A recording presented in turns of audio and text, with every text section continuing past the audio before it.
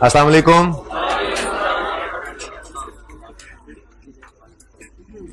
Lecture 53 start करते हैं cap 1 का। अच्छा, ये टेस्ट की डिस्कशन की रूटीन हमारी बिल्कुल भी नहीं होती, आपको पता ही है। लेकिन ये थोड़ा आसान भी था टेस्ट, और कुछ बातें बोरिंग कॉस्ट में ऐसे चल रही थी, बंदा कंटिन्यूटी में करता जाता है, तो ये कर नहीं पाए थे। ठीक है, बहरहाल नॉर्मली टेस्ट से अगले दिन ही मैं टेस्ट डिस्कस करता हूँ। ठीक है, आप आज दोबारा सामने आ गया, वापस मिला टेस्ट, तो ये भी एक अच्छा मौका ही होता है। लेकिन मेरा दिल यही होता है कि टेस्ट देख रहे हैं आप, ये अलग बात है, लेकिन टेस्ट देकर आप आए हैं, उससे अगले दिन या मैक्सिमम उससे एक दिन बाद वो टेस्ट आपको दिया हुआ याद होता है, तो जरा उसको डिस्कस करना उसको बेहतर होता है। तो इंशाल्लाह रूटीन वही रहेगी, एक आध बार आसान टेस्ट में आगे पीछे हो जाता है। पहला सवाल था इसके अंदर, calculate impairment loss for the year ended 30 June 2018। ठीक है, PPE as disclose in draft financial statements of apricot for the year 30 June 18 include a plant having carrying value of 610। देखें, 30 जून 18 पे हम खड़े हैं, और 30 जून 18 पे खड़े होकर वो कह रहे हैं इंपेयरमेंट टेस्ट लगाकर बताएं कोई इंपेयरमेंट लॉस वगैरह तो नहीं है। तो 30 जून 18 की हमें बुक वैल्यू चाहिए, 30 जून 18 की fair value less cost to sell चाहिए, और 30 जून 18 की ही वैल्यू इन यूज चाहिए। तो 30 जून 18 की बुक वैल्यू तो सवाल ने हमें दे दी। ठीक है, अच्छा, अब बच्चे ना साथ ही ऑडिट कर रहे हैं। अब ये ठीक है, अब बच्चों ने टेस्ट साथ रखे हुए हैं कि अब सोल्यूशन डिस्कस हो रहा है, साथ ही हम ऑडिट करेंगे। तो देखो, अल्लाह खैर करे, कौन फंसता है, आप या मैं? ओके जी, तो एक चीज तो हमें नजर आ गई, बुक वैल्यू गिवन है 610। वैसे मुझे ये बताएं कि हमने इंपेयरमेंट टेस्ट से, अगर बेटा खामोश हो जाए प्लीज, हमने इंपेयरमेंट टेस्ट से गुजारना किस दिन है एसेट को? इंपेयरमेंट टेस्टिंग किस दिन कर रहे हैं? एज ऑन 30 जून 18। ठीक है ना? तो इस इंपेयरमेंट टेस्ट को 30 जून 18 पर लगाने के लिए हमें क्या कुछ चाहिए होता है? सबसे पहले स्टेप में हमें बुक वैल्यू चाहिए होती है। ठीक है जी, बुक वैल्यू सवाल ने हमें रेडीली दे दी थी, रुपीज इन मिलियन डाटा था ना, तो फिर हम भी रुपीज इन मिलियन ही सवाल करेंगे। ना भी होता, सिफरें लगी होती, हम तो तब मिलियन में चले जाते हैं, अब तो सवाल ने खुद मिलियन कह दिया था। ठीक है, तो rupees in million, book value 610। ठीक है जी, उसके बाद दूसरी चीज हमें चाहिए होती है रिकवरेबल अमाउंट, जो कि होती है higher of fair value less cost to sell और वैल्यू इन यूज। ठीक है जी, इन दोनों में से जो हायर हो रिकवरेबल अमाउंट बन जाती है, और फिर उसके कंपैरिजन से हम देख लेते हैं कि एसेट इंपेयर्ड है या नहीं है। तो इंपेयरमेंट लॉस है या नहीं है, इसका डिसीजन, इसी को तो इंपेयरमेंट टेस्टिंग कहते हैं। इंपेयरमेंट लॉस निकालने लगे। ठीक है,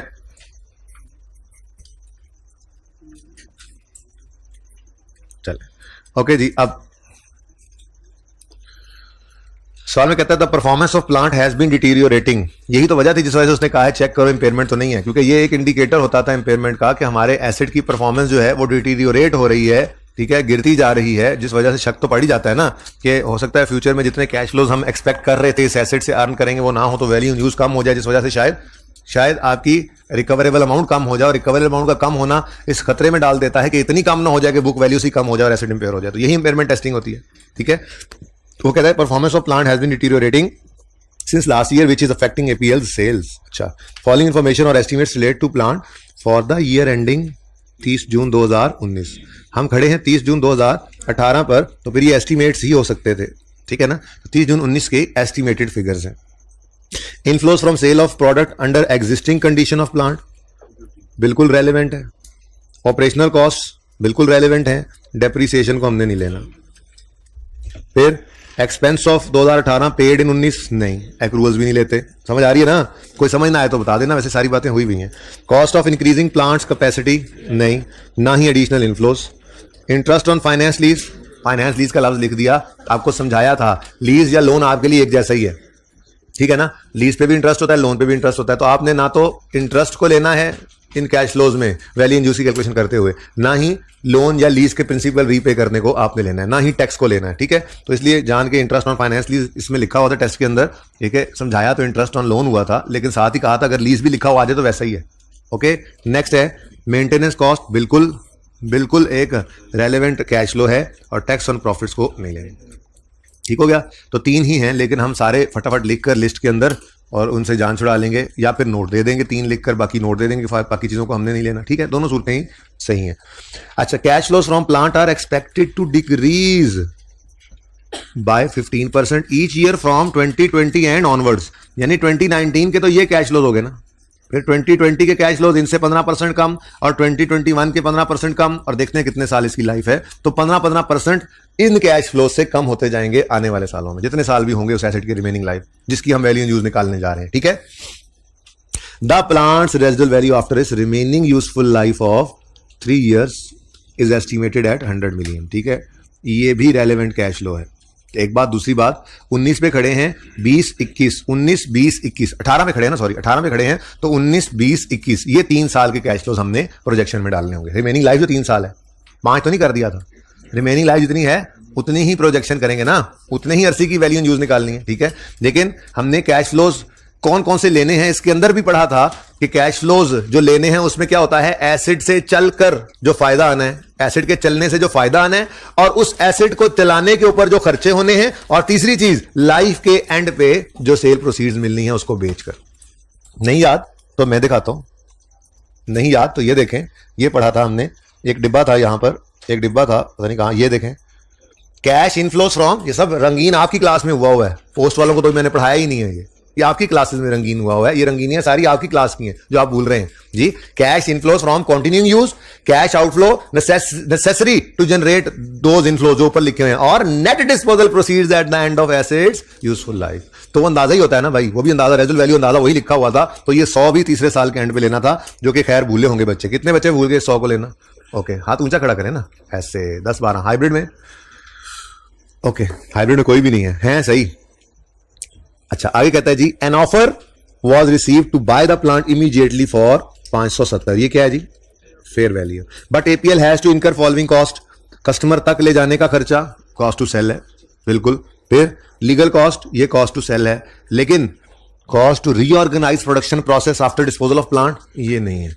याद होगा आपको मैंने कहा था कि जी दही बनाना बंद कर दें, ठीक है, तो अब बाकी उसको आपने प्रोडक्शन प्रोसेस को रीऑर्गेनाइज करना चाहिए। दही बनाना बंद कर तो बिल्कुल प्रोडक्शन लाइन ही चलेगी ना। मिसाल के तौर पे आपका कोई एसेट निकल जाए, कोई एसेट जो आपने ये बेचना है, अगर ये आप बेच दे तो आपके प्रोडक्शन प्रोसेस को जो री इंजीनियर करना पड़ेगा, जो सेटिंग उसके अंदर करनी पड़ेगी कि वो सही से चलता रहे, उसकी कॉस्ट इन्होंने लिखी हुई है। तो भाई ये एसेट के डिस्पोजल से रिलेटेड कॉस्ट तो है ही नहीं, ये कॉस्ट तो बिजनेस की कंटिन्यूइंग ऑपरेशन से रिलेट करती है। हमने यहां पे कॉस्ट टू सेल एसेट लेनी है, लेकिन आपने ये एसेट बेचकर जो बाद में अपनी ऑर्गेनाइजेशन को चलते रहे सही, उसके लिए कॉस्ट इनकर की कि जी वो ये एसिड बेचेंगे तो कोई ट्रेनिंग देनी पड़ेगी, नए लोगों को बंदों को इधर उधर करना पड़ेगा। ओ यार, ये सारी चीजें तो कंटिन्यूइंग ऑपरेशन से रिलेट करती हैं ना, ये एसिड की कॉस्ट टू सेल में शामिल नहीं हो सकती। ये बात भी मैंने आपको पढ़ाई थी जी। एक मिनट, मैं सबूत तो जरा सामने रख लूं, फिर बात करते हैं। इसीलिए तो मैं लिख रहा हूं, वक्त रुसनत रहे और काम आए। ये however redundancy and similar costs, for example where a business reorganised following the disposal of an asset, ये वो लाइन लिखी हुई है, ठीक है, कि रिडंडेंसी और सिमिलर कॉस्ट। जैसे उन्होंने कहा कि बिजनेस को रीऑर्गेनाइज करना पड़ा एसेट के डिस्पोजल के बाद, क्या मतलब, एसेट बिक गया, उसके बाद कुछ चेंजेस करनी पड़ी अपने कंटिन्यूइंग बिजनेस को ऑपरेट करने के लिए। तो वो भाई एसेट के बिकने की कॉस्ट तो नहीं ना, क्या एसेट को बेचने के लिए रिमूव करना जरूरी था, एसेट को बेचने के लिए पेंट पूंट करना जरूरी था, एसेट को बेचने के लिए वो सेल डीड लीगल एडवाइजर से बनवानी जरूरी थी, लेकिन एसेट को बेचने के लिए ये जरूरी खर्चा नहीं था कि बाद में एसेट के बिकने के बाद वो जो एसी लगना है, भाई के कमरे में जो एसी लगना है, उसको लगाने के लिए जी हमारे कमरे में थोड़ी सी चेंजेस करनी पड़ेंगी जी। पहले खुली खुली खिड़कियां थी और अब वो खिड़कियां भी क्लोज कर रहे हैं, दरवाजे के नीचे जो वो हवा गुजरने का रास्ता है उसको भी क्लोज किया जा रहा है। ये क्या कर रहे हैं जी, रीऑर्गेनाइज कर रहे हैं अपने कमरे को। तो ये कॉस्ट डिस्पोजल कॉस्ट है। ये जी कूलर बिका है उस वजह से कॉस्ट बढ़िया, नहीं भाई, बात समझे हो। तो कंटिन्यूइंग बिजनेस से जो रिलेट कर रही है कॉस्ट, वो डिस्पोजल कॉस्ट में नहीं डालनी, cost to reorganize the business. कौन सा बिजनेस? जो बिजनेस था जिसमें से एसेट निकला है, उसको रीऑर्गेनाइज करने के लिए जो कॉस्ट है वो बिकने वाले एसेट की कॉस्ट टू सेल नहीं है, वो तो रनिंग बिजनेस का एक्सपेंस है जो कि उसके प्रॉफिट एंड लॉस के अंदर जाना चाहिए, कॉस्ट टू सेल नहीं बननी चाहिए, ठीक है। अब भाई सर किसी ने कहा था, हाँ सर ये जो ऊपर लिखा है ऑफर रिसीव हुई है प्लांट बाय करने की जी, सेल करने की बनी। An offer was received to buy, किसी ने ऑफर किया कि हम ये खरीदना चाहते हैं, तो इसका मतलब बेचने की ऑफर हुई ना आपकी तरफ से। An offer was receive to buy the plant, जिस प्लांट की बात हो रही है, तो आपने अपना प्लांट खुद थोड़ी बाय करना था, ठीक है। आपको ऑफर रिसीव हुई है, ऑफर आई है, हम खरीदना चाहते हैं, तो उन्हें यही लिखना था ना ऑफर टू बाय। कि आपको कोई बंदा ऑफर करे, कहेगा हाँ भाई मैं ऑफर करता हूं कि मैं आपका एसेट आपको बेचना चाहता हूं या मैं आपका एसेट बेचना चाहता हूं, ऐसा नहीं कहते। वो यही कहते, जो ऑफर करेगा वो यही कहेगा कि मैं ये आपका एसेट बाय करना चाहता हूं, ऑफर टू बाय। कहीं से ऑफर आई है बाय प्लांट करना। हाँ, तो कहीं से ऑफर आई है कि आपका प्लांट वो बाय करेंगे। थोड़ी सी बात आप एंड पे जाके ज्यादा ट्विस्ट कर गए, ठीक है। तो ये फेयर वैल्यू है, दोनों कॉस्ट टू सेल में आनी थी, तीसरी नहीं आनी थी, ठीक है। क्या है? Cost to reorganize production process after disposal of plant. ये आपकी बिल्कुल उस तरह से है जैसे मैंने कहा था गोल्डन हैंडशेक वगैरह इस तरह की कॉस्ट है, ये भी उस तरह की कॉस्ट है, ठीक है। ये इंसिडेंटल एसिड की डिस्पोजल के लिए जरूरी नहीं थी, रिमूव करना जरूरी था एसिड को, रेडी टू यूज करना था, रेगमाल लगा के पेंट करना जरूरी था, ठीक है। लेकिन उसके बाद एसी लगने के बाद कमरे को सही सही करना है, वो कूलर की वजह से नहीं हुआ। तो cost to reorganize current business, ये करंट बिजनेस कॉन्टिन्यूइंग बिजनेस से रिलेटेड खर्चा है, ये एसिड की डिस्पोजल कॉस्ट नहीं है, ठीक है। क्लियर है? चलिए जी, डिस्काउंट रेट 9% है, तो fair value 570, cost to sell में 45, नहीं अलग अलग लिख देता हूं ना मैं, 45 माइनस 10 दोनों नजर आ जाए ताकि बच्चों को, ठीक है।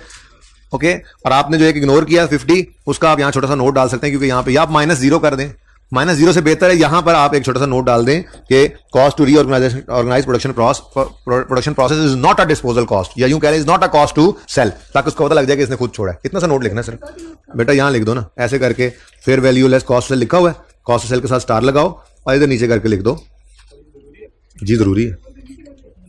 आपने क्यों छोड़ा? किसने मुझे? आपने ये क्यों छोड़ा? समझ आ रही थी छोड़ा? आपके साथ वाले ने क्यों छोड़ा? समझ आ रही थी छोड़ा? पीछे वाले भाई को मशवरा किया, पीछे वाले भाई को समझ नहीं आ रही, उसने इसलिए छोड़ दिया। बात समझिए, वैसे मिसाल दे रहा हूं यार, मुझे समझ नहीं आ रही थी पर्चे के अंदर, मैंने इसको बगैर समझे छोड़ दिया, समझ नहीं आ रही क्या करूं, मैंने छोड़ दिया। तो दोनों को नंबर नहीं ना मिलने चाहिए, ठीक है। तो यहां पर लिखें आप क्या क्या लिखा हुआ, अंग्रेजी क्या थी? Cost to reorganise, cost to reorganise organise, बस is not a cost to sell, बस इतना बहुत उसको बताना है कि जिसको छोड़ा है हमने वो जानते बूझते हुए छोड़ा है।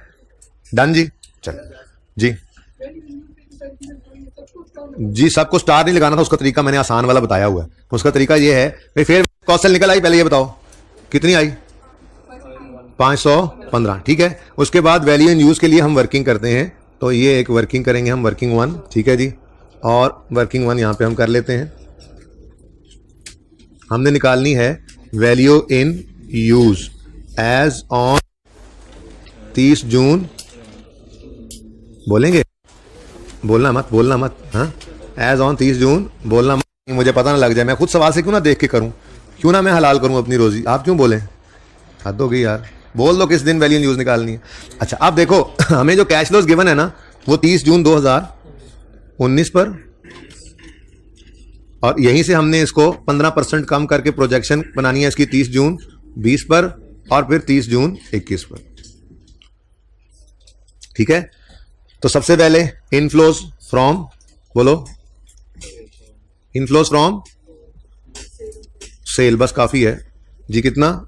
2, ये 250 2019 की एस्टिमेटेड इनफ्लो उसने दी हुई थी, ठीक है। उसके बाद ऑपरेशनल कॉस्ट, आपने तो पूरा लिखना, ऑपरेशनल कॉस्ट कितना जी? 25, ये नेगेटिव। फिर जी डेप्रिसिएशन, अब इधर देखो लिखना है डेप्रिसिएशन, और ये भी नोट ही है, स्टार लगा के नोट डालो या ये काम कर दो, क्रॉस भी एक ही बात है, ये लो, ये क्रॉस डाल देते हैं बेटा, ये लो, ठीक है। ओके, ज्यादा बेहतर है 0 लिखना क्योंकि हमने नहीं लिया इसको, ठीक है। ओके, ये एक्स ना समझ ले बहरहाल। उसके बाद expenses to be paid in respect of 2018 accrual, हाँ भाई एक्रूअल ऑफ 18 लेना है, एक्रूअल ऑफ 18 तो कभी भी नहीं लेना, ये भी 0। अब ये इग्नोर ही तो हो रहे हैं, ये नोट ही तो पढ़ रहा है। नेक्स्ट क्या है? Cost of increasing, upgrade cost ना लिख लें, इतनी लंबी लाइन कौन लिखे। अपग्रेड कॉस्ट 0, आउटफ्लो और additional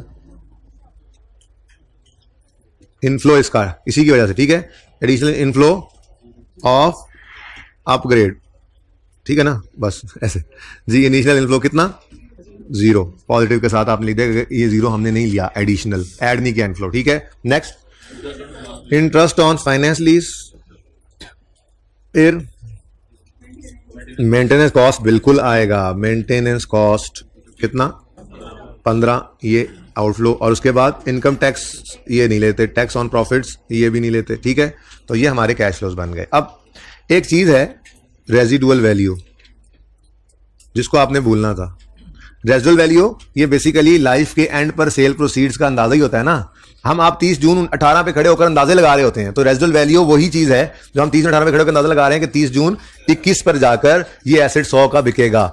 net of disposal cost ने दिया हुआ है, ठीक है ना। सवाल खामोशी तो नेट ऑफ डिस्पोजल कॉस्ट ही है ना। तो ये रेजिडुअल वैल्यू ये वही एस्टिमेट ही होता है, तो ये बिल्कुल हमने लेना था, लेकिन ये 2019 में नहीं है, ये 2020 में भी नहीं है, ये जाकर 2021 में पढ़ना था, ठीक है। और सही है। तो ये बच्चे भूले होंगे काफी, मुझे उम्मीद है। कितने को बच्चे भूले थे इस 100 को लेना? हाँ, तकरीबन 30% क्लास इधर से। और हाइब्रिड वाले आज तो किसी चीज में हाथ ही नहीं खड़ा कर रहे। ये टेस्ट दिया है इन्होंने। ओके, अच्छा जी, अब नेट कैश फ्लोज 210 है, ठीक है। अब अगली बात, ये 210 को आपने 15% कम करना है, ठीक है। तो दो तरीके हैं, या तो आप 210 का 15% लें, ठीक है, और उसको 210 में से माइनस करें, या आसान तरीका क्या है, इंटू 85% कर दें। दोनों तरीके ही सही हैं। ये बात समझ आई? 15% कम करना था ना, 210 को 15% कम करना है, तो 210 में से उसका 15% माइनस कर दो, या 210 को 85% से मल्टीप्लाई कर दो। कितना आता है जी? 179 एग्जैक्ट। चलो 179 अब बोल दिया आप लोगों ने, तो अब आपकी बात भी ना मोड़ी जा सकती, ठीक है। उसके बाद इस 179 को फिर पकड़ना है और इसको फिर 15% कम करना है। अच्छा, अब देखना जरा, बड़े ध्यान से देखना। मसला ये है कि इसने जो कम होना है ना, 179 ने कम होकर जो फिगर आनी है, ठीक है, वो फिगर कंप्लीट फिगर इस दिन का कैश फ्लो नहीं होनी। आपने जब 179 को 85% से मल्टीप्लाई करना है तो क्या आंसर आना है? 152। इसमें ना आपको प्लस करना पड़ना है इस वाले 100 को, प्लस 100, तो ये बन जाना है 252, ठीक है।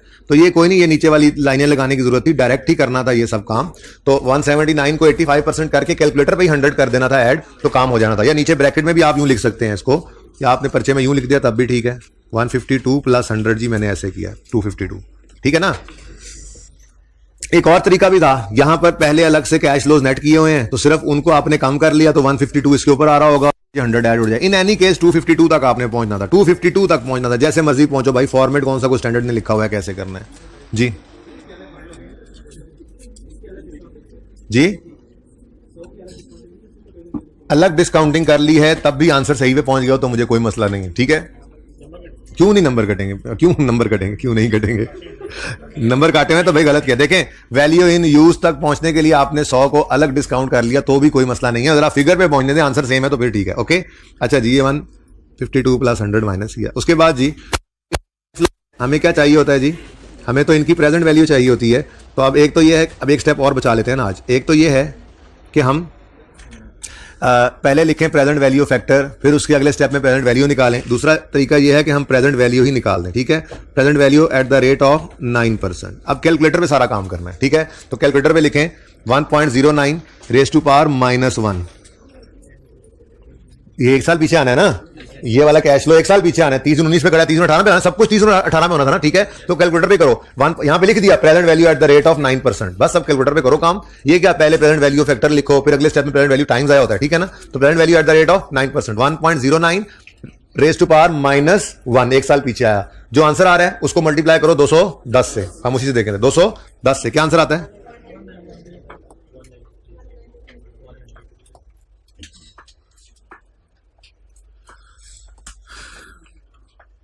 जी कितना आता है जी? 193, ठीक है जी। उसके बाद 179 के लिए आप 1.09 रेज़ टू पावर -2 करोगे, 2 साल पीछे लाना है इसको। क्या आंसर आया? 151। और उसके बाद 3 साल पीछे लाएं 252 को, 1.09 रेज़ टू पावर -3 इंटू 252, 195। ये जो 3 फिगर्स हैं ये हमारे लिए value in use relevant figure है हमारी, ठीक है।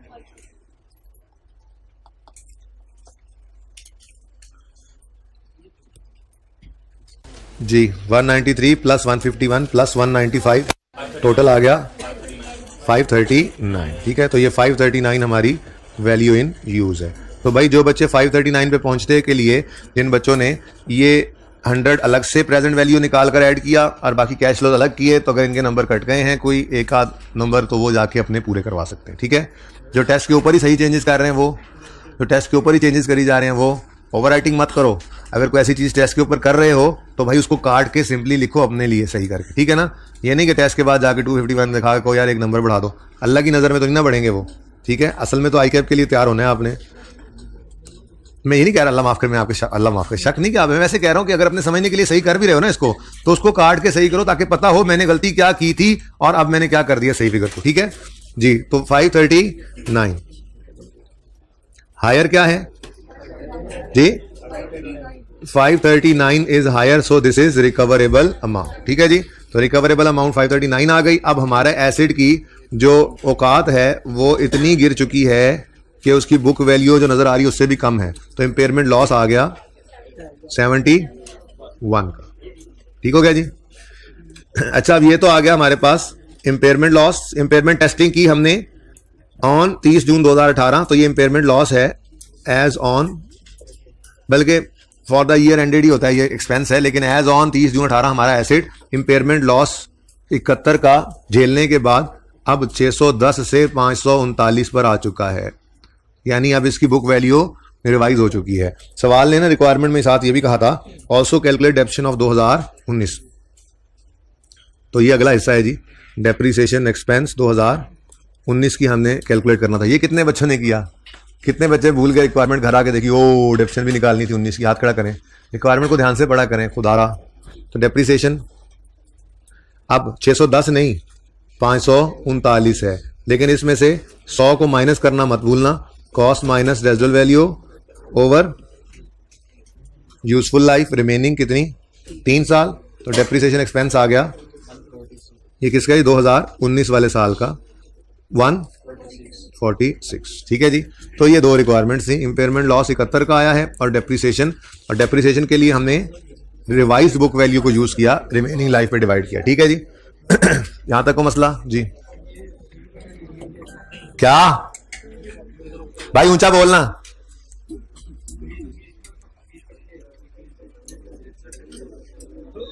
कहीं लिखा हुआ है इनफ्लोज के अंदर इंक्रीज है, उसने कहा कैश फ्लोज, कैश फ्लोज का मतलब होता है इनफ्लोज और आउटफ्लोज। उसने कब कहा कैश इनफ्लोज में इंक्रीज या डिक्रीज है, या कैश, बातें क्यों कर रहे हैं जी, जब किसी का सवाल हो तो आपस में बातें मत किया करें। सवाल में कैश फ्लोज लिखा हुआ, उसका मतलब यही होता है कैश इनफ्लो भी और कैश आउटफ्लो भी। ठीक है ना, अगर स्पेसिफिकली इनफ्लो या आउटफ्लो की बात करता तो बारबरी वाले सवाल की तरह से करता, इनफ्लो का अलग रेट बताया था, आउटफ्लो का अलग बताया था। वो जाके सवाल पढ़ो, पास पेपर का जो आखिरी सवाल था बारबरी सीमेंट लिमिटेड, तो आपको होमवर्क में दिया था, उसके अंदर क्लियरली बताया था इनफ्लो के ऊपर ये रेट है, आउटफ्लो के ऊपर ये रेट है। यहां पे कह रहा है कैश फ्लोज के ऊपर ये रेट है, तो कैश फ्लोज के अंदर इनफ्लोज भी होते हैं आउटफ्लोज भी होते हैं। ओके, हाँ बेटा, कैश फ्लोज ही है ना प्लांट के, इनफ्लोज भी इसी के हैं, आउटफ्लोज भी इसी के हैं, तो प्लांट के ही कैश फ्लोज हैं। कैश फ्लोज मीन हमेशा याद रखना इनफ्लोज एंड आउटफ्लोज, ये नेट की बात ही हो रही होती है। कैश फ्लोज लिखा उसने तो इनफ्लो आउटफ्लो अलग अलग किया ही नहीं है। ठीक है, तो कैश फ्लोज के अंदर कैश इनफ्लोज भी होते हैं और आउटफ्लोज भी होते हैं। ओके, अपनी गलती को जस्टिफाई ना करो जी बेटा। हाँ, ये 100 बेटा रेजिडुअल वैल्यू है। सवाल ने ये लिखा था कि 100 रुपए, ये मैं तो अभी वो दिखा के भी लाया हूं 36वीं, तीसरे साल के एंड पे 100 रुपए मिलेंगे, और यही मैंने आपको यहां पे जाकर अभी थोड़ी देर पहले दिखाया था कि ये कहां गया नीचे, ये कि कैश फ्लोज के अंदर क्या कुछ लेना है। तो हमने उस वक्त यही पढ़ा था कि कैश इनफ्लोज कंटिन्यू यूज से इस एसेट को यूज करने के लिए, ये वाले कैश फ्लो कमाने के लिए जो कॉस्ट इनकर हुई वो, और net disposal proceed eight the end of assets useful life. तो ये हम जब वैल्यू इन यूज फ्यूचर की निकालते हैं तो ये एक एस्टिमेटेड फिगर ही होती है। तो यही फिगर तो सवाल ने 100 रुपए दी हुई थी, तो ये मैंने यहां से दिखाकर फिर यहां पे ऐड की थी 100 रुपीज। ये क्या है, रेजिडुअल वैल्यू। ये बात नहीं दिल को लग रही तो इसकी जगह ये लिख दो, sale proceeds at end of life. अब ठीक है भाई, किधर गए, समझे हो बात, ठीक है ना। ये वही चीज है, बस रेजिडुअल वैल्यू लफ्ज लिखा होता, एस्टिमेट ही है ये भी, ये सारा कुछ ही एस्टिमेटेड। हम तो 18 में खड़े हैं, ये सारा कुछ ही एस्टिमेटेड है। ये 18-19 के लिए भी एस्टिमेट है और अगले भी एस्टिमेट्स हैं। ये सारी एस्टिमेटेड फिगर ही होते हैं जिसको हम वैल्यू यूज निकालते हैं अपने पास लाकर। ठीक है, ओके इजाजत है इसको छोड़ दें आप? पिक्चर लेनी है यार, पिक्चर क्यों लेनी है? ठहरो फिर।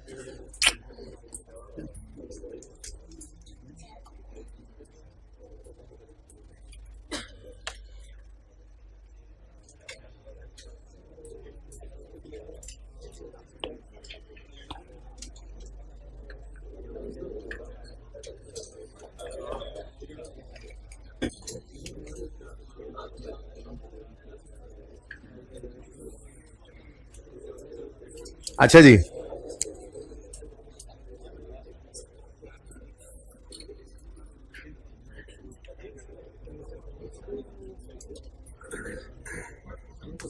ये कितने बच्चों को मुश्किल लगा निंजा? कितने बच्चों ने अटेम्प्ट किया निंजा? अच्छा, ये जी इस क्वेश्चन के अंदर 18, 16 और 17 के लिए रेंट एक्सपेंस का अकाउंट बनाना था। कितने बच्चों ने, प्लीज, कितने बच्चों ने, दो बिल्डिंग थी ना, तो बिल्डिंग 1 और बिल्डिंग 2 का इकट्ठा एक्सपेंस अकाउंट बनाया और उसको 2 साल पे बनाया? हाथ खड़ा करें। एक्सपेंस अकाउंट एक था, बिल्डिंग 1 भी उसी में, 2 भी उसी में। हाथ खड़ा करें बस। और कितने बच्चों ने बिल्डिंग 1 का अलग और बिल्डिंग 2 का अलग बनाया? ये ज्यादा है। आमिर किधर है? वकास, आमिर किधर है? डिस्कशन हो रही है टेस्ट की, बार अब आप सुन लें, उनको बता दें। ये वैसे तो गलत किया आप लोगों ने। बात सुने, उसने कहा था रेंट एक्सपेंस का अकाउंट बनाओ 2016 के लिए, तो आपने वो बिल्डिंग वाइज बना दिया। ठीक है, एक्सपेंस उसमें से अलग अलग निकल आया, क्लोजिंग प्रीपेड पेबल अलग निकल आया, लेकिन मेरे ख्याल में आपको इकट्ठा बना लेना चाहिए था। अब चूंकि सारी कैलकुलेशंस आपने कर दी हैं तो कुछ नंबर्स तो मिल ही जाएंगे, सारे नंबर तो नहीं कटेंगे, लेकिन 5 नंबर का सवाल है तो सारा भी सही करने वाले को कम से कम 1-1.5 नंबर काटना है हमने, ताकि उसको ये याद रहे कि रिक्वायरमेंट ध्यान से पढ़नी होती है। ठीक है ना? रेंट एक्सपेंस का अकाउंट चाहिए। क्या 3 नंबर काटे हुए हैं तो वो वापस रिवर्स हो जाएंगे। ठीक है, अगर कैलकुलेशन सही है। मैं यार मैंने ये अब सारे बारी बारी ना बताओ, ठीक है? मैंने एक बात प्रिंसिपली उनको खड़े करके इसलिए समझा दी कि 5 नंबर का सवाल था, आप लोगों ने बिल्डिंग वाइज बना दिया, इसको गलत किया। आइंदा से ज्यादा नंबर कटने चाहिए, लेकिन इस बार 1-1.5 नंबर ही कटेगा, ज्यादा नहीं, अगर कैलकुलेशंस बाकी सही हैं। आपने प्रीपेड पेबल सही निकाला हुआ है, आपने एक्सपेंस की फिगर, कैश की फिगर सही लिखी हुई है, तो आपको 5 में से 3, 3.5 नंबर मिल जाने चाहिए। लेकिन आइंदा इसको मजीद ज्यादा पनिश किया जाएगा, इसका ध्यान रखा करें, रिक्वायरमेंट ध्यान से पढ़ा करें। ये फेवर दे रहा हूं आप लोगों को, ठीक है? 3.5 की बजाय 3 ही रख लो भाई, जिसने सारी कैलकुलेशन सही की हुई हो। लेकिन भाई बात सुन रहे हो प्रकाश, जिसने सारी कैलकुलेशन सही की हुई है, मैंने क्या कहा है? मेरी बात सुने, जिसने सारी कैलकुलेशन सही की हुई हो और एक्सपेंस वाइज, ये एक्सपेंस को बिल्डिंग वाइज निकाल दिया हो, यानी 2 बिल्डिंग के अलग अलग अकाउंट्स बनाए हो, तो 5 में से 3 नंबर दे देने, 2 फिर भी काट लीजिएगा। ठीक है? ओके जी। अच्छा, कितने बच्चों को लगता है कि ये सवाल डिस्कस कर दूं? हाँ, मुझे लगता है कि एक नजर इसके सोल्यूशन को आप पिक्चर लेकर दोबारा घर पे ट्राई कर लें, उसके बाद फिर इसको कल करेंगे। मैंने पिछली क्लास में यही कह दिया। ठीक है?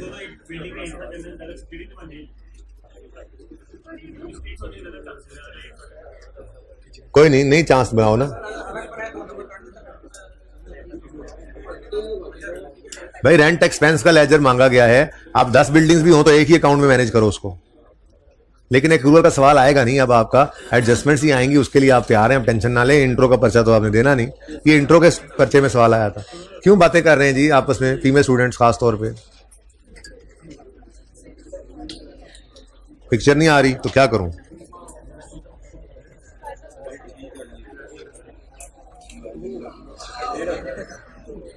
यही हो सकता है, वन नोट नहीं है जी ये।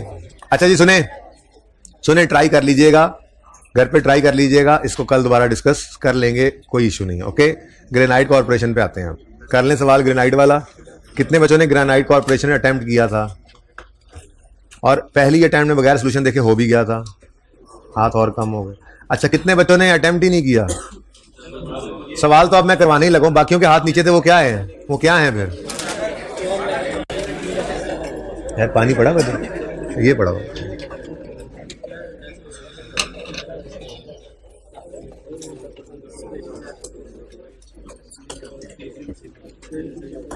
जज़ाकल्लाह।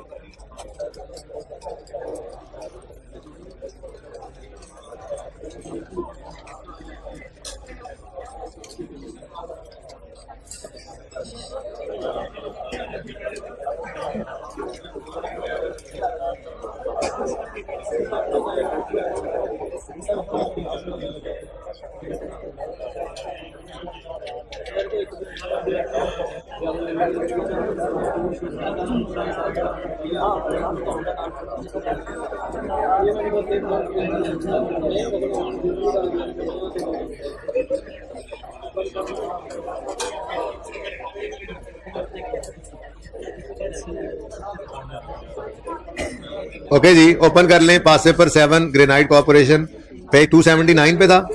बातें बंद यार भाई, बातें बंद।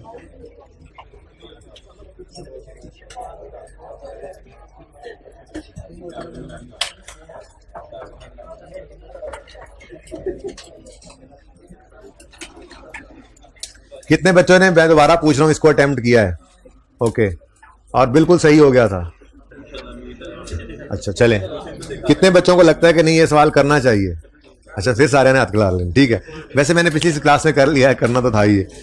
अच्छा जी, सवाल में पहला मसला ये था कि ये सवाल बेटा प्लीज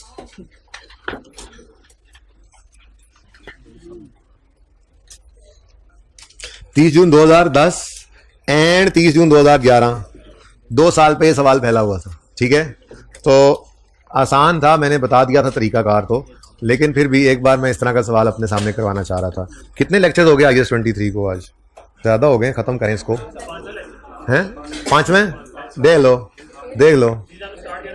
पहले को छोड़ दो, वो तो ऐसे ही होता है, वो तो सिर्फ नाम लिख देते हैं, तो 5 हो जाते हैं उसके अलावा। बहरहाल मेरा दिल है कि कल का लेक्चर इस पे लगाकर फिर इसे प्रिंसिपली क्लोज करेंगे। लेकिन आपको पता ही है तो चलेगा, होमवर्क के अंदर सवाल देता रहूंगा, तो हर रोज 15-20 मिनट उसको डिस्कस करेंगे और हम इंशाल्लाह गवर्नमेंट ग्रांट परसों से शुरू कर लेंगे, ठीक है। एक कॉन्सेप्ट इसके अंदर रह गया है, वो कॉन्सेप्ट है प्रोग्रेस पेमेंट्स का, ठीक है। वो जो कंस्ट्रक्शन कॉन्ट्रैक्ट के अंदर बात आती है प्रोग्रेस पेमेंट्स की, ठीक है ना। तो उसकी बात सिर्फ कल करके तो उसको इंशाल्लाह हम क्लोज कर देंगे। टेस्ट आज आपने जो देना है उसमें आपने PPE का नोट बनाना है। फिर नेक्स्ट टेस्ट के अंदर फुल फ्लैज बोरिंग कॉस्ट का सवाल आएगा। अच्छा, बोरिंग कॉस्ट है तो सही, टेस्ट के अंदर देख लेना ना कैसे है, ठीक है। तो टर्म टेस्ट में तो भाई देखो ना सब कुछ आएगा, बोरिंग कॉस्ट का सवाल भी आएगा आपका, है जितना पढ़ा है वो सभी आना चाहिए ना। पढ़ाई कितना है लेकिन भाई अभी तक पढ़ाई कितना है?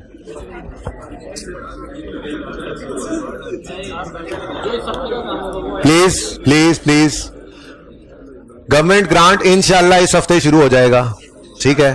तो वो जो शुरू हो जाएगा, यार मैं आपसे अर्ज कर रहा हूं बात मत करें, कुछ लोग चलें छोड़ें हम। भाई देखें, मंगल तक पढ़ा हुआ भी टेस्ट में आ सकता है, ठीक है ना, बुध वाले दिन। लेकिन मैं कोशिश करूंगा कि इसको सोमवार पे रखूं, ठीक है ना, यानी कि सोमवार तक जितना पढ़ा हुआ, पर मंगल वाला भी कभी कभी आ जाता है, ठीक है। बाकी आपको ये भी पता है, ये भी पता है आपको, बाकी आपको ये बात तो पता ही है कि टेस्ट तो बहरहाल एक आध कदम आगे रहना ही फायदे की बात है। जो पढ़ा हुआ है, नो सर नहीं, जो पढ़ा हुआ है वही प्लेट में रख के दे दिया जाए तो ये जो है वो लकीर के फकीर फिर पर्चे में जाकर रोते हैं, ठीक है ना। तो थोड़ा सा दिमाग को अगर इस्तेमाल करने की आदत रहेगी टेस्ट के अंदर, तो जरूरी नहीं है कि ऐसा हो, लेकिन आपको तैयार तो रहना ही चाहिए, ठीक है।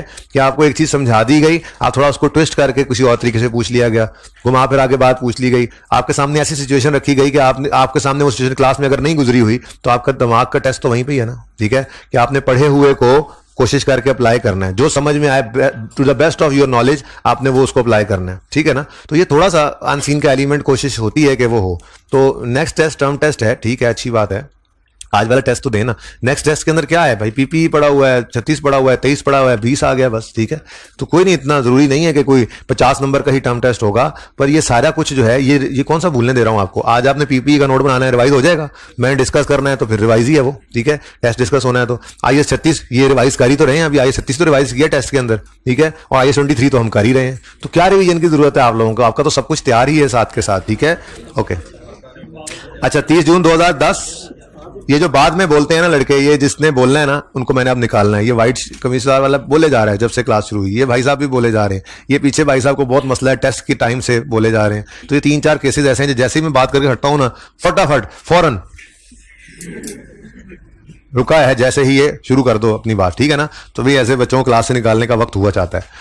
लाहौर उसके गिरदोनवा में 30 जून 2010 और 30 जून 2011 के लिए borrowing cost to be capitalize निकालनी है हमने, ठीक है। लेकिन मैं एडिशनली आपको कॉस्ट ऑफ एसेट भी निकालनी सिखाऊंगा इसके अंदर, क्योंकि इस सवाल में रिक्वायरमेंट तो नहीं है, लेकिन इस सवाल में मजे की बात यह है कि पहले साल में कैपिटल वर्क इन प्रोग्रेस होना है, हमारे एसेट ने कंप्लीट नहीं हुआ, और दूसरे साल में कंप्लीट हो जाना है। तो पिछले साल की कॉस्ट को भी अगले साल के कॉस्ट के अंदर कंटिन्यूअसली लेकर कैसे आना है, ये भी देखना बहरहाल एक कॉन्सेप्ट है। तो एडिशनली एक काम छोटा सा कर लेते हैं कि हम एक रिक्वायरमेंट ऐड करते हैं कि कॉस्ट ऑफ एसिड भी निकालेंगे हम एंड पे, ठीक है ना। प्लांट बना रहे हैं तो प्लांट है, ठीक है। उसके बाद देखते हैं अगर टाइम बच गया तो मैं लाइफ भी ऐड कर दूंगा और डेप्रिसिएशन कर लेंगे, वरना वो मसला कोई नहीं। अब आपको पता है कॉस्ट निकला तो डेप्रिसिएशन निकालना आपके लिए क्या मसला है, ठीक है।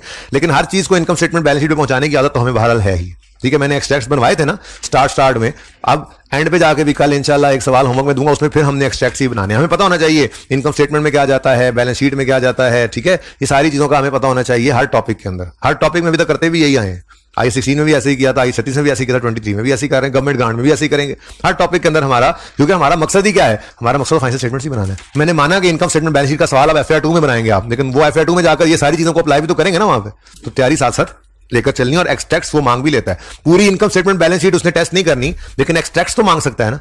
तो वो आपसे कोई भी टॉपिक सामने रख के कह देगा रेलेवेंट एक्सट्रैक्ट्स बना दो फाइनेंशियल स्टेटमेंट्स में, इनकम स्टेटमेंट में क्या जाना है, बैलेंस शीट में क्या जाना है, तो पता होना चाहिए हर टॉपिक के लिए हमें इस चीज का, ठीक है। अभी तक पता है, आगे भी पता रखना है, ओके। अच्छा जी, ऑन यकम March 2010 Granite Corporation started construction of a new plant to meet the growing demand. तो यकम मार्च को कंस्ट्रक्शन स्टार्ट हुई और कंस्ट्रक्शन कंप्लीट हो गई है 31 मई 2011 को। तो यकम मार्च 10 को शुरू होकर 31 मई 2011 को खत्म हो रही है। तो ये सिचुएशन बनी है, ये मैंने बनाया था पिछली क्लास में, ठीक है। लेकिन उसको मिटा दिया सारा, ओहो सारा मिटा दिया, सिर्फ साल बना रहा। अब इस साल को डेट सिर्फ लिखी हुई है, यकम मार्च से लेकर 31 मई तक। ये टोटल कोई 11 महीने 11 वाले साल में और 4 महीने 10 वाले साल में, यानी इन टोटल 15 महीने, 1 साल और 3 महीने पर यह प्रोजेक्ट फैला हुआ है, ठीक है। और हमें मसला क्या आ रहा है कि ये हमारे पहले साल में भी कुछ अरसा है, कुछ कंस्ट्रक्शन कॉस्ट पहले साल में इनकर हुई, कुछ बोरिंग कॉस्ट पहले साल में कैपिटलाइज हुई और फिर कुछ दूसरे साल के अंदर जाकर, ठीक है। अच्छा, तो लोन रिसीव की बात तो अभी मुझे नहीं पता लगी। वर्क स्टार्टेड का पता लग गया यकम मार्च को है और वर्क कंप्लीशन 31 मई को। ये मैं आपको पढ़ा चुका हूं कि अगर सिजेशन से पहले ईयर एंड आ जाए, प्रोजेक्ट स्टार्ट हुआ, हमने कैपिटलाइजेशन स्टार्ट कर दी, सिजेशन से पहले ईयर एंड आ जाए तो सब कुछ वहां पे रुक जाता है।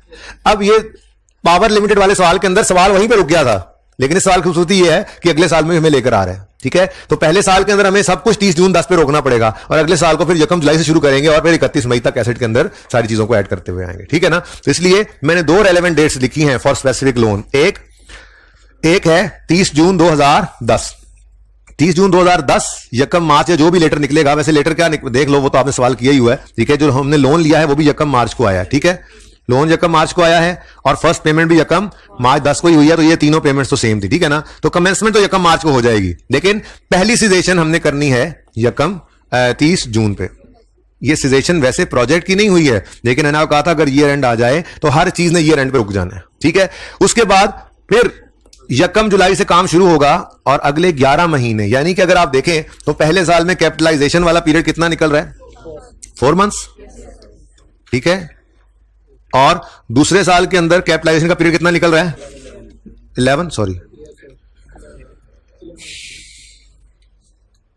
11 मंथ्स, ओके, ठीक है ना। तो ये 2 डेट्स हैं हमारे पास, 11 मंथ्स और ये 4 मंथ्स, डन जी। तो ये सारी बात है प्रोजेक्ट के हिसाब से, ठीक है। अभी मैंने लोन की बात नहीं की, प्रोजेक्ट शुरू हो रहा है यकम मार्च को, खत्म हो रहा है 31 मई को, और सिर्फ कैपिटलाइजेशन की कमेंसमेंट बता दी आपको। वो कमेंसमेंट तो यकम मार्च से हो जाएगी ना, क्योंकि लेटर डेट यही बन रही है, वर्क स्टार्टेड, फर्स्ट पेमेंट और लोन रिसीव तीनों इसी दिन आ रहे हैं, ठीक है। तो ये हमारी कमेंसमेंट की डेट आ गई, ठीक है। अच्छा, अब समझ आ रहा है, ठीक है। अच्छा, अब देखना यह है कि आगे क्या कह रहा है। वो कह रहा है ऑन यकम March 2010 a 7 year loan of 70 million was obtained specifically for construction of plant.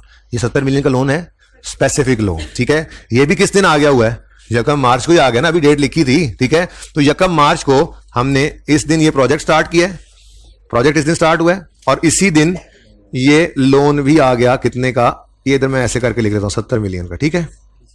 Okay, 70 million का लोन भी इसी दिन आया, स्पेसिफिक लोन है, और ये स्पेसिफिक लोन्स के लिए कमेंसमेंट ऑथराइजेशन है। जनरल के लिए तो ये होता ही नहीं है। जनरल लोन्स के लिए तो हम क्या करते हैं, जिस दिन पेमेंट होती है उस दिन से लेके सिजेशन तक चलना है, ठीक है ना। चलो डन हो गया। अब आगे वो कहता है the loan earn markup of 13% payable semi annually, an arrangement fee of 1%। ये कहां पे आएगा, लोन प्रोसेसिंग चार्जेस, ठीक है। अच्छा, उसके बाद 2 installments each comprising of payment of principal of 5 million with interest were paid on 31 August and 28 February. अच्छा, मुझे ये शक पड़ रहा है थोड़ा थोड़ा कि हो सकता है कहीं ये सवाल कंप्लीट ना हो पाए क्लास में, तो इसलिए मैं बोर्ड के उस तरफ नोट करने की बजाय यहां पर कर दूं। कोई मसला तो नहीं है, ये पहले इधर हो जाओ थोड़ा सा आप, अगर मसला हो तो, ठीक है। वैसे होना नहीं चाहिए, ठीक है। ऐसे ही शक सा मुझे पड़ रहा है, क्योंकि मैं डिस्कशन को तो तेज कर नहीं सकता, चीजें जो समझानी है स्कूल से समझते रहे, तो ये है ना कि कोई एंड में थोड़ी बहुत बात रह जाती है। उम्मीद रहेगी नहीं वैसे, क्योंकि डिस्कशन ज्यादातर हुई पड़ी हैं, आपने सवाल भी किया हुआ है, लेकिन फिर भी अगर रह जाती है तो मैं वहां पे रोक सकता हूं और कल फिर मैं वहीं से आगे शुरू कर दूंगा, मुझे नोट करने की वहां पे जरूरत नहीं पड़ेगी आगे, ठीक है ना। तो मैंने आपको ये समझाया था, ये अब जो वर्किंग है इसको कहीं और ले जाते हैं, ये जरा थोड़ी सी इररेलेवेंट, मतलब बहुत रेलेवेंट है, ऐसी बात नहीं है, लेकिन जरा इतनी इंपॉर्टेंट नहीं ना है फिलहाल जिसको मैं वर्किंग कह के नंबर लूंगा। ये तो मेरे लिए जबानी काम था, ये इसको देख लेंगे जब जब जरूरत पड़ेगी, ठीक है। अच्छा, मैंने आपको ये कहा था घर पे आपने क्या करना है, आपने 2 दफा ये वर्किंग ओपन करनी है। पहले borrowing cost to be capitalize निकालनी है आपने for the year ended 30 June 2010 के लिए, ठीक है ना। ये फॉर द ईयर एंडेड ही निकलती है ना, एक्सपेंस होता है या एसेट में जाता फॉर द ईयर एंडेड, ठीक है। इसमें आप लोन प्रोसेसिंग चार्जेस लेते होते हैं, ठीक है, ये भी निकाल लेंगे अभी मैं, ठीक है, सब्र कर जाओ। और सेकंड नंबर पर interest expense on specific loan, किस्तें हैं लेकिन पहले साल में कोई नहीं है, बहरहाल मैं तो वैसे ही एहतियातन 2 लाइनें छोड़कर लेस, बल्कि 3 लाइनें छोड़ते हैं ताकि आमने सामने मेरी दोनों वर्किंग्स बने। अगले साल में आपको पता होगा, आप घर पे सवाल करके आए हैं कि 3 दफा इंटरेस्ट कैलकुलेट हुआ है, ठीक है ना। तो इसलिए मैं यहां पे 3 लाइनें छोड़ता हूं ताकि अगली दफा वाला इसके सामने ही आए, ये दोनों वर्किंग्स बिल्कुल आमने सामने रहे। जरा मेरी चाहत है, बाकी तो अल्लाह की चाहत ही है जो पूरी होती है।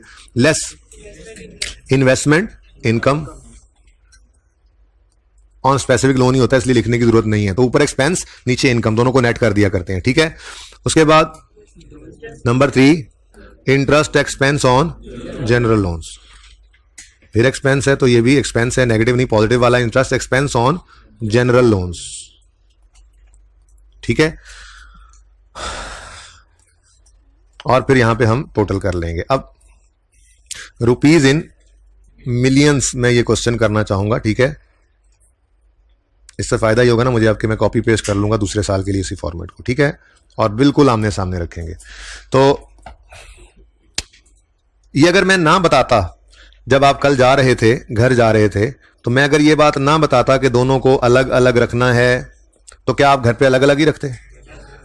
नहीं, आप कुछ ना कुछ फनकारी लगाते। उसकी वजह यह है कि आज से ना 2-3 अटेम्प्ट्स पहले मैंने ये सवाल थोड़ा सा तब्दील करके ना, इसमें थोड़ी सी और चीजें ऐड करके इसको मैंने टेस्ट में दिया था। इसके अंदर मैंने कंसल्टेंट की कॉस्ट ऐड कर दी थी, कंसल्टेंट फी, मैंने कहा वो भी होता ही है, कॉस्ट ऑफ एसेट रिक्वायरमेंट में नहीं है वो कैलकुलेट करने का बोल दिया था, और लाइफ दे दी थी कि डेप्रिसिएशन भी दूसरे साल में निकालें। ये 2-3 चीजें ऐड करके मैंने इसको टेस्ट में दे दिया था, बच्चों ने फिर अखीर की, ठीक है। तो अब मुख्तलिफ किस्म की फिर जो है ना वो नए वो कहते हैं ना नए फिरके सामने आ जाते हैं फिर अकाउंटिंग के अंदर, ऐसा कभी मामला हो तो, ठीक है। तो वो नए फिरके सामने आए। खैर ये मतलब नहीं है कि मैं इसको क्लास में इसलिए कराने लग जाता हूं, मेरे पास टेस्ट के लिए इससे ज्यादा अच्छा सवाल चूंकि अब मौजूद है, तो इसलिए ये मैं क्लास में करा देता हूं। टेस्ट जो है वो टर्म टेस्ट के अंदर सवाल आता है वो इससे भी ज्यादा अच्छा होता है, ठीक है ना। उसके अंदर तो प्रोग्रेस बिलिंग का कॉन्सेप्ट भी होता है, उसके अंदर तो इक्विटी भी आती है, वो फुल फ्लैज पैकेज वाला सवाल होता है ना, जिसमें पूरा बोरिंग कॉस्ट होता है, ठीक है। तो इसलिए ये फिर मैंने क्लास में कराना शुरू कर दिया। मैं कहा यार वो टेस्ट वाला सवाल ठीक है, ये सवाल जो है ना, अच्छा जी वो दिखाता हूं मैं इंशाल्लाह, बस सिर्फ 1 हफ्ता वेट कर ले जी। तो ये 30 जून 2011 के लिए, ठीक है। अच्छा जी चलें शुरू करते हैं अब, बस काम हो गया, यही मुश्किल काम था मेरे लिए, ये तो अल्लाह ने करवा दिया आसानी से। बस ये जरा देख लें कि हमने रुपीज इन मिलियन में सवाल को करना है। रुपीज इन मिलियन में वैसे डाटा गिवन है सवाल का, अगर वो मिलियन में डाटा ना भी देता तो हम मिलियन में कर लेते हैं, सिफरें लिखी हुई हो तो हम तो नहीं छोड़ते इसको, ठीक है। तो रुपीज इन मिलियन और रुपीज इन मिलियन, ये पहले लिख लेता, 2 बार ना लिखना पड़ा होता मुझे, ओके। Millions, okay. लो भाई, सवाल तैयार है। ये रिक्वायरमेंट पूरी हो जानी है, लेकिन मैंने एक एडिशनल रिक्वायरमेंट रखी हुई है कॉस्ट की, ठीक है, उसको भी देख लेते हैं। Next, GC has also has a running finance facility. इसको देखो, पहले पूरा कर लें इसको जी। 2 installments each comprising of repayment of principal of 5 million with interest were paid on 31 August and 28 February. ये कब मार्च को लोन आया? मार्च, अप्रैल, मई, जून, जुलाई, अगस्त, ये 6 महीने। इन 6 महीनों का इंटरेस्ट छठे महीने के आखिरी दिन और एक किस्त पे कर रहे हैं। फिर सितंबर, अक्टूबर, नवंबर, दिसंबर, जनवरी, फरवरी, इन 6 महीनों का इंटरेस्ट और एक किस्त, ये उस छठे महीने 28 फरवरी की शाम को पे कर रहे हैं, ये उन्होंने बताया। ठीक है, इसका मतलब ये हुआ कि ये 70 मिलियन का लोन है, ठीक है, ये लोन के 6 महीने पूरे होने हैं जाकर, ये कब मार्च को लिया है ना, ये कब मार्च को ये लिया है, तो ये 31 अगस्त पे जाकर यहां पर जाकर 6 महीने पूरे होंगे, जहां पे 5 मिलियन पे हो जाएगा, ठीक है, और इन 6 महीनों का इंटरेस्ट भी पे हो जाएगा। जब ये 5 मिलियन पे होगा और इन 3 महीनों का 6 महीनों का इंटरेस्ट भी पे होगा, हो गया ये, ठीक है। तो फिर ये आउटस्टैंडिंग बैलेंस 70 की बजाय 65 रह जाएगा, ठीक है।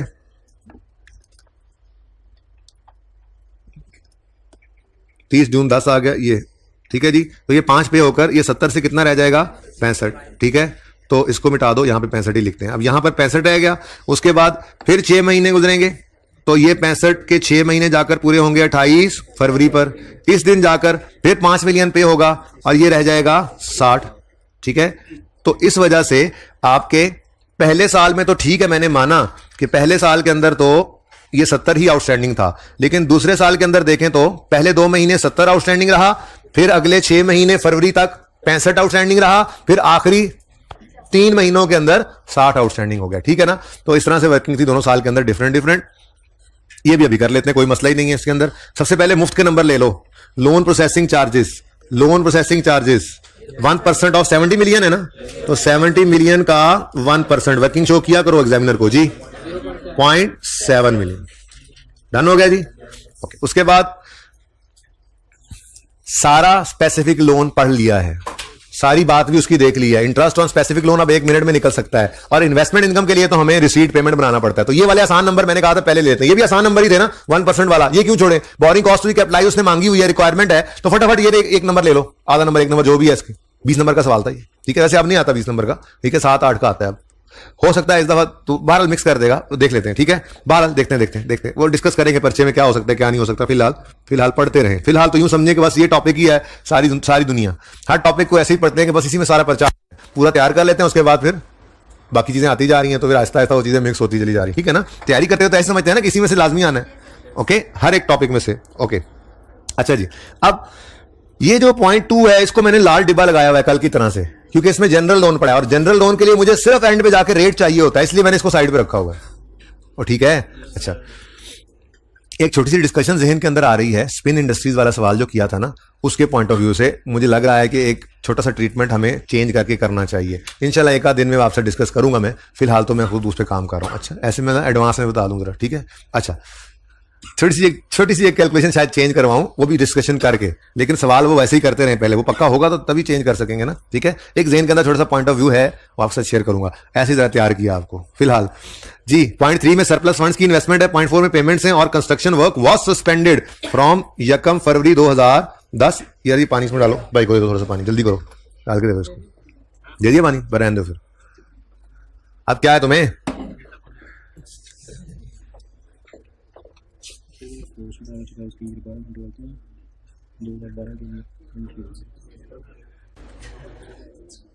ये ना आप, हाँ ये सही नहीं है, इसको करो 31 दिसंबर 2015 के लिए। आपका नहीं है जी, पोस्ट वालों का है, आपका भी है, लेकिन आपका तो नोट है। अच्छा, ये जी पूरा 1 महीना है, ये पूरा 1 महीना कौन से साल में फॉल कर रहा है? 28 फरवरी 11 पूरा 1 महीना फरवरी, ये लाल वाला महीना, ठीक है। ये महीना ये सस्पेंशन रही है, ठीक है। और ये महीना 2011 वाले साल में पड़ रहा है ना, इसलिए 10 वाले साल के अंदर ना मंथ्स लिखेंगे, टाइम वेस्ट नहीं करेंगे, ना ही बटे के दरमियान फासला रखना है, ठीक है ना। लेकिन जैसे ही हम 2011 के लिए वो बोरिंग कॉस्ट वाली वर्किंग करेंगे, तो हम मंथ्स लिखते हुए मंथ्स भी लिखेंगे और बटा लगाते हुए फासला भी रख देंगे, ठीक है। सही है, सवाल खत्म हुआ। अब मेरे ख्याल में interest expense on specific loan सबसे पहले ये आसान काम कर लेना चाहिए हमें, ठीक है। तो हमारे वैसे टोटल हमारा बोरिंग कॉस्ट का पीरियड कितना है, 4 और 11 15 महीने, जितना अर्सा प्रोजेक्ट चला, लेकिन पहले साल के अंदर ये एंड हो जाता है, तो 4 महीने पे सब कुछ रोकना पड़ना है। 4 महीने पे सब कुछ, मैं कहता हूं दोनों साल के अंदर पहले इंटरेस्ट एक्सपेंस निकाल लेते हैं, मुफ्त के नंबर ले ही लेते हैं, क्योंकि इंटरेस्ट एक्सपेंस की सारी डिस्कशन हम कर चुके हैं। 70 से 65, 65 से 60, इतने महीने 70, इतने महीने 65, तो वो सारा काम कर ही देते हैं, ठीक है। अपने सामने इस ऊपर वाली पिक्ट्यू रे को भी रखें, ये सारी, ये आपको 70, 60, 65 भी नजर आ रहा है, और यहां पे हम इंटरेस्ट एक्सपेंस निकालने लगे, ठीक है। तो मुझे बताइए 2010 के साल में कितने मिलियन का लोन है, 70 मिलियन का लोन है। इंटरेस्ट रेट है इस पे 13%। कोई फ्रैक्शन लगाने की दूर रखने की जरूरत है फ्रैक्शन को, यहां पे सस्पेंशन 10 में नहीं है, वो देखो 11 वाले साल में लाल वाला मंथ आ रहा है, ठीक है। तो अब ये मार्च, अप्रैल, मई, जून 4 महीनों का इंटरेस्ट 4/12, ये कितना बनता है, कुछ और नहीं है, ठीक है ना। इसलिए इसको हम लिख सकते हैं सेफली 3.03, ठीक है, डन जी। 3.0 भाई कह रहे हैं 4 लिखें, क्यों, 3 है, अच्छा ओके। अच्छा, उसके बाद इन्वेस्टमेंट इनकम के लिए तो हमें क्या करना है, हमें रिसीट पेमेंट स्केड्यूल बनाना है, उसमें भी टाइम है, ठीक है ना। अभी जरा अगले स्टेप में जाकर यहां पे भी इंटरेस्ट एक्सपेंस निकाल लेते हैं, लेकिन यहां पर सस्पेंशन है, इस वजह से मंथ्स भी लिखने हैं और बटा लगाते हुए फासला भी रख देना है, फिर एंड पे देखेंगे जाकर, ठीक है। तो अब 70 मिलियन आउटस्टैंडिंग रहा जी 2 महीने के लिए, तो 70 इंटू 13% इंटू 2/12, जरा दूर करके, ठीक है। ये कौन कौन से मंथ्स हैं जी, जनवरी अगस्त, जुलाई और अगस्त, ठीक है जी। उसके बाद फिर ये 5 मिलियन पे होने के बाद रह गया 65 मिलियन, 13% इंटरेस्ट रेट था। अब ये 65 आउटस्टैंडिंग रहा था 1 सितंबर से 28 फरवरी तक 6 महीने, तो 6/12। ये कौन कौन से मंथ्स हैं, सितंबर, अक्टूबर, नवंबर, दिसंबर, जनवरी और फरवरी, ठीक है जी। उसके बाद फिर एक पेमेंट हुई 5 मिलियन की, तो ये रह गया 60, 13% उसी तरह से। अब ये 60 3 महीने तक इसका इंटरेस्ट, बैंक को जून तक का इंटरेस्ट पे करना है, ठीक है, बनेगा एक्सपेंस, तो पूरा एक्सपेंस तो जून तक का इंटरेस्ट बनना है, लेकिन आखिरी महीने का प्रॉफिट एंड लॉस में एक्सपेंस बनेगा, एसडी कॉस्ट में ऐड नहीं करना, ठीक है ना। और ये 11 महीने पूरे होंगे अभी देखना, ठीक है। तो ये कितने बन गए जी, मार्च, अप्रैल और मई के 3 महीने, 3/12। कौन कौन से मंथ्स हैं जी, मार्च, अप्रैल और मई। अभी तो देखें 2 + 6 + 3 कितना बने, 11। तो इस साल के अंदर 11 महीने ही कैपिटलाइज होने थे, ग्रीन वाला पीरियड देखो, ठीक है। और पिछले साल में 4 महीने, वो देखो भाई सही है, लेकिन इसका आंसर अभी नहीं निकालना क्योंकि इसमें सस्पेंशन आ गई, तो ये बदल जाएगा, इसलिए फिलहाल रुक जाएं। हाँ, बस दोबारा से जरा लोन प्रोसेसिंग चार्जेस जरा लिखवा दें, 0.7 फिर आ जाएंगे।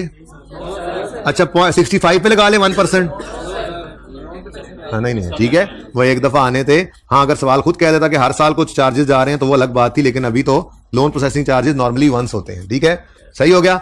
अब इंटरेस्ट एक्सपेंस निकल आया, अब हमें चाहिए सिर्फ रिसीट पेमेंट स्केड्यूल, ठीक है। वर्किंग नंबर 1, जब कॉस्ट ऑफ एसेट निकालनी हो तो कल भी निकल सकती है, तब लिख लेंगे। फिलहाल receipt payment schedule, date, description. अच्छा भाई, मुख्तलिफ तरीकों से बच्चों ने किया होगा, मैं इसको इकट्ठा ही बनाऊंगा, लेकिन 30 जून पे मैं 1 मिनट के लिए ब्रेक लगा लूंगा, यानी 30 जून लिख लूंगा 10, ताकि मेरा सब कुछ एक बार वहां पे रुक जाए। किसी ने अलग अलग बनाया, किसी ने डायरेक्ट बना के खुद से बाइफरकेट कर लिया, आंसर सही होना चाहिए, वर्किंग है, जैसे मर्जी कर लिया, मुझे कोई मसला नहीं है, ठीक है जी। स्पेसिफिक लोन, यहां पर आते हैं स्पेसिफिक लोन्स, फिर जनरल लोन्स और बैलेंस का कॉलम, ठीक है जी। ओके, नाउ नंबरिंग चाहिए, फटाफट नंबरिंग करते हैं जी। यकम लाल से, यकम मार्च 2010 को लोन आया 1A, ठीक है, और उसी दिन सी भी पे हो गई, सी भी पे हुई है बेटा, तो 1B, और इसी दिन 1C। नंबरिंग आसानी से हो जाती है या मुश्किल करती है, सवाल 2 दफा पढ़ा हो तो जरा आसानी रहती है, ठीक है ना। अच्छा, उसके बाद पूरा मार्च गुजर गया और कुछ तो नहीं हुआ? अप्रैल में कुछ हुआ हो, मई में, जून में, जुलाई में, अगस्त में? जी, 31 अगस्त पर इंटरेस्ट और प्रिंसिपल, तो 2A और 2B दोनों ही इसी दिन है, ठीक है। फिर अगस्त में और कुछ हुआ? सितंबर, अक्टूबर, नवंबर, दिसंबर, जनवरी, फिर फरवरी 4A, क्या चीज है ये, और 4B, फिर मार्च, अप्रैल, मई, जून, जुलाई, अगस्त, सितंबर। सितंबर तो बाद की बात, सिलेक्शन के बाद वाले को हमने इग्नोर कर देना है, ठीक है। तो ये सिर्फ रिसीट पेमेंट स्केड्यूल का है। नंबरिंग आप देख लें, यही हुई पड़ी है। तो मैं जरा इसको हटा के वर्किंग पे जाऊंगा, आप लोगों ने मुझे साथ साथ लिखवाते रहना, ठीक है। तो सबसे पहले क्या हो रहा है जी, किस दिन? तो 1 मार्च 2010 पर लोन रिसीव्ड कितना? 70। फिर इसी दिन 1 मार्च 10 को, वो क्या था, उसका नाम क्या था, वही लिखे ना यहाँ पे, चलो, अरेंजमेंट फी कितनी जी? 0.7 नेगेटिव। और तो कुछ नहीं हुआ इस दिन, डिब्बा लगा दें। ओ, फर्स्ट कंस्ट्रक्शन, यानी कि ये 1A 1B 1C था। अच्छा, 3 थी एक ही दिन पे। तो 1 मार्च 2010 फर्स्ट कंस्ट्रक्शन पेमेंट जी 25। अब डिब्बा लगा दें, चलो डिब्बा बंद भी कर दें। 44.3 अवेलेबल है फॉर इन्वेस्टमेंट, तो इसे लिख लें बैलेंस के कॉलम में। अब उसके बाद 2 किस दिन जाके आ रहा है? 2 31 अगस्त, ये तो अगले साल में चला गया। अब मेरा मशवरा, आपने जैसे भी किया आंसर सही निकाल लिया, नो इशू। मेरा मशवरा, यहां पर लिखो 30 जून 2010 और यहां पे लिखो क्लोजिंग बैलेंस, और ये दोबारा से लिख लो एक बार। अब इससे फायदा क्या होगा, ये यहां से 44 वाले 3 उठाओगे, 1 मार्च से 30 जून पे रोक दोगे, साल एंड। फिर अगले साल में 44 वाले 3 को फिर उठाओगे और स्टार्टिंग पॉइंट 30 जून होगा, उससे आगे चलोगे तो सही रह जाएगा। बाकी जिसने जैसे किया, गलती नहीं की तो कोई मसला नहीं है, वर्किंग है, ठीक है जी। नेक्स्ट क्या है? 31 अगस्त 2010 जी, क्या किया आपने? लोन का प्रिंसिपल रीपे किया, 5 मिलियन की किस्त है 5, और इसी दिन इंटरेस्ट पे हुआ। इंटरेस्ट कितना पे हुआ जी? 70 मिलियन का 13% सारे का सारा पे हुआ, 6/12, सॉरी 4.55, 4.6 कर लें जी। और बताएं, बस जी, डिब्बा लगाएं। अभी भी स्पेसिफिक लोन काफी है, 9.6। ये 9.6 स्पेसिफिक लोन से निकला, ये 44 में से 9.6 निकला, तो बाकी रह गया 34.7। अब ये अवेलेबल होगा फॉर इन्वेस्टमेंट, ऐसा ही है, 34.7। डन जी।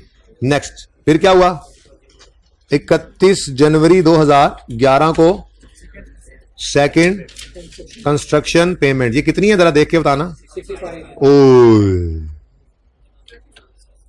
ये कर लेंगे, बताया था, ठीक है। फायदा क्या होगा, बाइफरकेट करना आसान हो जाएगा। अब क्या कहेंगे, हम कहेंगे जी 65 पे करना था, स्पेसिफिक लोन का बैलेंस पड़ा है 34,700, तो हमने कहना जी 34,700 यहां से पे करो, ये तो हो गया नील। बकाया 30.3, ये 3 कैसे सही है? अच्छा, 30.3 ये जनरल लोन से पे होगा, डन। और लास्ट है 28 फरवरी 2011, यहां पे क्या किया आपने? लोन रीपेड 5 मिलियन, इधर नहीं, इधर तो पैसे ही को नहीं बचे हुए, स्पेसिफिक लोन तो 0 हो चुका हुआ है, ठीक है ना। तो लोन रीपेड 5 मिलियन, और इसी दिन इंटरेस्ट भी पे हुआ, 1 सितंबर 10 से 28 फरवरी 11 तक के 6 महीनों का इंटरेस्ट पेड 65 मिलियन हो चुका है। 13% के हिसाब से 6/12 जी 4.23 है, तो 2 करो ना फिर। अब बस जी, एक और डिब्बा लग गया और आंसर आ गया 9.2, ठीक है जी। अब पहले साल के अंदर सिर्फ 44 ने यूज होना है, 1 मार्च 10 से 30 जून 10 तक, पूरा मार्च, पूरा अप्रैल, पूरा मई, पूरा जून, 4 महीने। 4 महीने का एक्सपेंस बना था, 4 महीने की ही इनकम माइनस होगी, ठीक है ना। इसको यहां पे हमने रोक दिया और जनरल लोन इस्तेमाल ही नहीं हुआ इस साल में, तो रावी चैन ही चैन लिख रहा है। कितना जी 30 कितना 44.3 अवेलेबल था। इन्वेस्टमेंट का रेट 8% है सवाल में, इंटू 4/12। यहां तो टेंशन ही कोई नहीं थी जी। बोलो 1.18 नेट करो, 1.85 टोटल करो। इधर देखो ये तो है ही नहीं, लोन यूज ही नहीं हुआ इस साल में जी। 55 डन। नेक्स्ट ईयर आया इन्वेस्टमेंट इनकम। अब देखो ये ना 30 जून पे रुक गया था, अब इस 44 को पकड़ा आपने और 30 जून से शुरू किया। बस 2 मिनट सर भी ना शर्मिंदा करने आते हैं मुझे रोज। तो 30 जून ये मतलब यकम जुलाई से शुरू। मैं नहीं होता, यही कह रहा हूं बेशरम आदमी है सर आप, ये कह रहे बेशरम आदमी है आप। भाई वो मेरे बड़े हैं, मेरे उस्ताद है, तो उनसे तो कैसे यार दिल में तो कहा होगा यार। शुगर लगा रहा हूं, भी टाइम 2 मिनट मांगे, चुप करो जी। यकम जुलाई 10 से शुरू करेंगे और 31 अगस्त तक, पूरा जुलाई और पूरा अगस्त। तो ये फायदा हो गया ब्रेक लगाने का यहां पे, ठीक है ना। तो 44.3 इंटू 8% इंटू, लेकिन जरा फासला रखना भाई, ठीक है। ये कौन से मंथ्स हैं? जुलाई और अगस्त। उसके बाद बैलेंस कम हुआ और कम होकर हो गया 34.7 31 जनवरी से, ऐसे ही है नहीं, ये लाइन गलत लगी है। ये 31 अगस्त से सितंबर अक्टूबर नवंबर दिसंबर, सितंबर अक्टूबर नवंबर दिसंबर जनवरी, 5 बनते हैं। देख लो कितना जी 34.7 इंटू 8% इंटू, यार देख लो 5/12 भी है, मुझे क्यों शक पड़ रहा है? सही है। अब कौन कौन से मंथ्स हैं? सितंबर अक्टूबर नवंबर दिसंबर और जनवरी। डन जी। चलो सवाल तो खत्म हो गया। जनरल लोन 30.3 31 जनवरी को 30.3 इंटू, मजे की बात कोई चक्कर ही कोई नहीं था एवरेज करने का, एक ही लोन था, एक ही रेट आना था, ठीक है। तो 14%। अच्छा किस दिन पे किया ये? 31 जनवरी को। तो फरवरी मार्च अप्रैल मई, फरवरी मार्च अप्रैल मई, कितने महीने? तो 4 को जरा फासले पे 12 से, ठीक है, ठीक है। लास्ट 9.2 28 फरवरी को, तो मार्च अप्रैल मई, कितना जी 9 कितना मंथ्स कौन कौन से हैं? ये मार्च अप्रैल मई हैं, और ये ऊपर वाले फरवरी मार्च अप्रैल और मई, ठीक है जी। अब सस्पेंशन सिर्फ फरवरी में है, और फरवरी आया ये, फरवरी आया सिर्फ ये, और कुछ भी नहीं है। आंसर निकाल लेना, ठीक है। एक मिनट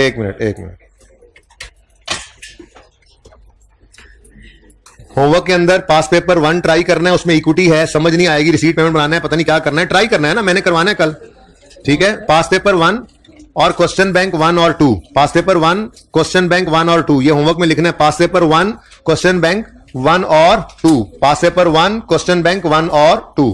कुछ बेहतरी आ गई तस्वीर में? पास पेपर 1 क्वेश्चन बैंक 1 एंड 2। अल्लाह हाफिज। जरा बैठे रहें, पिक्चर लेने दें बच्चों को।